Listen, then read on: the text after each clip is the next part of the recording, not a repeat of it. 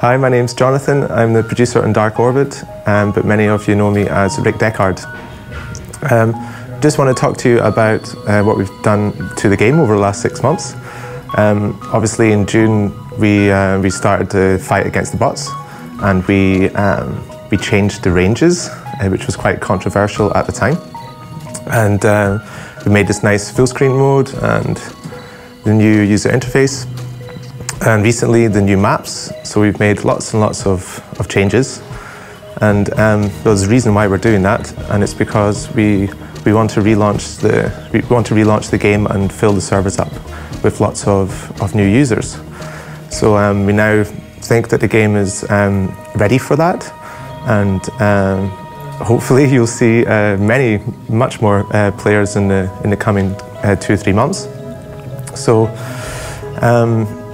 that's what we've been doing over the last 6 months, is concentrating on making the game good for new users. And what we started last month was to communicate the roadmap with you guys, and we'll keep on doing that every 2 or 3 months.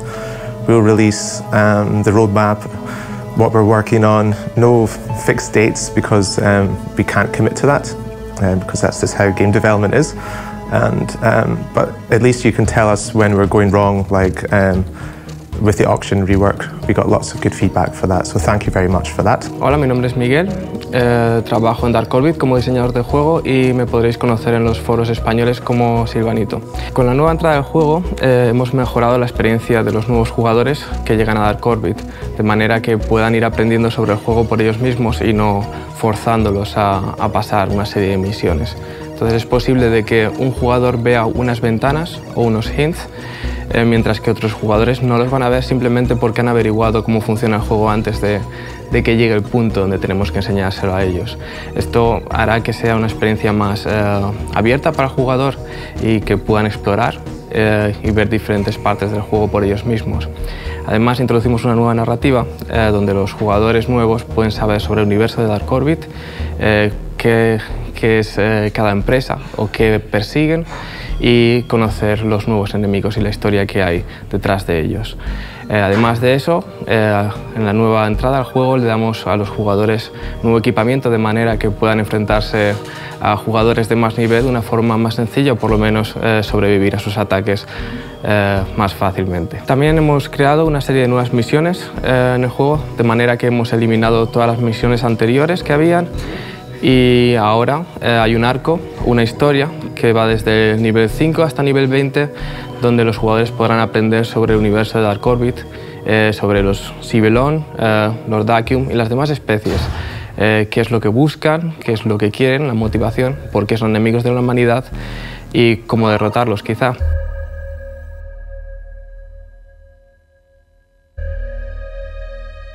Dark Orbit zu testen kann manchmal ganz schön herausfordernd sein.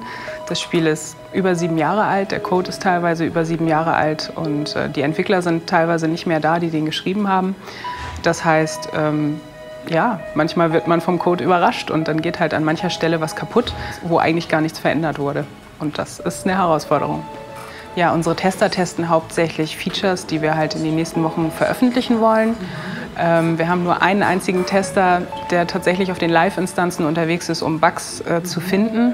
Und der ist dann natürlich relativ stark auf die Community angewiesen, dass die ihm hilfreiche Hinweise geben, wo Bugs sind, sodass wir die natürlich schnell finden können und dann auch schnell fixen können. Die Zusammenarbeit mit der Community ist uns wirklich sehr, sehr wichtig, denn wie in jeder QA haben wir nur begrenzte Ressourcen. Wir können nicht alles finden, aber mit jedem User oder mit jedem Mod, der sich an unseren Support oder an die Community Manager wendet, steigen halt einfach die Chancen, dass wir einen Bug rechtzeitig finden und fixen können.